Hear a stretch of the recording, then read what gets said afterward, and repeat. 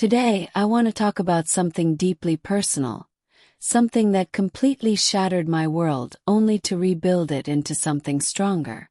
I want to talk about the concept of God's timing, not as a cliché, but as a real, lived experience.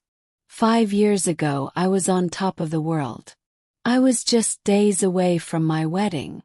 The dress was hanging in my closet, the venue was booked, the invitations were sent, and I was about to marry the person I thought was my forever.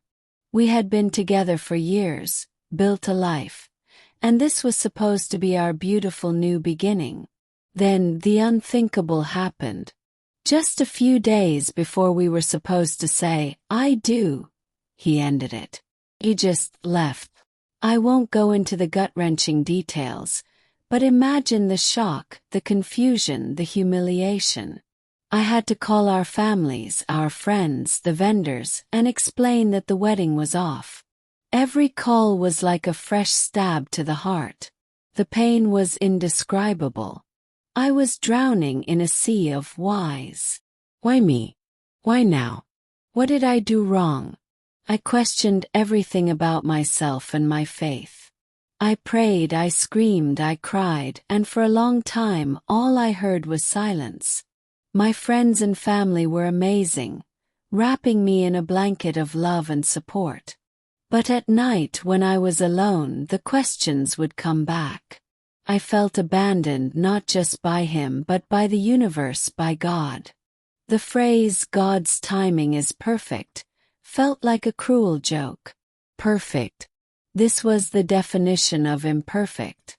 This was chaos. This was my life imploding. The first year was a blur of survival. I was just going through the motions. I packed away the dress, I tried to heal, and I slowly started to piece my life back together. It wasn't a straight line. There were good days and days where the grief would hit me like a tidal wave. During this time I started to focus on myself in a way I never had before. I poured my energy into my career, reconnected with old friends, and discovered new hobbies. I started traveling, seeing the world through my own eyes, not as part of a couple. I was rediscovering who I was without him. Slowly, without me even realizing it, a shift happened. The pain began to fade, replaced by a quiet strength.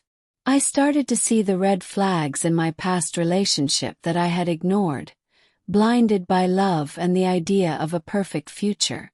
I realized how much of myself I had compromised, how small I had made myself to fit into his life.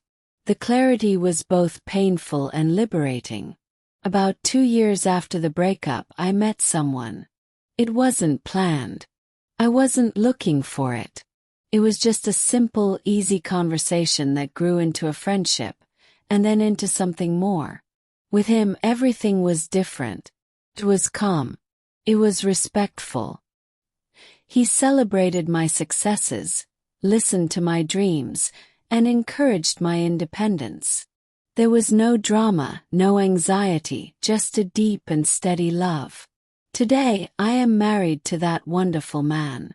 We have a beautiful life together, built on a foundation of true partnership and mutual respect. And sometimes I look at him and I think back to that devastating moment 5 years ago. I think about the girl crying on her bedroom floor, thinking her life was over. And I finally understand. That wasn't a punishment. It was a protection. It wasn't a denial. It was a redirection. God didn't cause my pain, but He used my brokenness to lead me somewhere better. He had to close a door that I was determined to walk through, because He knew what was on the other side was not meant for me. He knew the person who was truly meant for me was still on his own journey, and we needed to meet when we were both whole. If you are in a season of waiting, a season of questioning, a season of heartbreak, please hold on. I know it feels impossible right now. But sometimes the most painful endings are just setting the stage for the most beautiful beginnings. Your timeline might not make sense right now, but trust that a greater plan is unfolding. Your why will eventually become clear. Thank you so much for listening to my story. If this resonated with you, please leave a comment below. I'd love to hear your thoughts. And don't forget to like this video and subscribe for more content. I'll see you in the next one.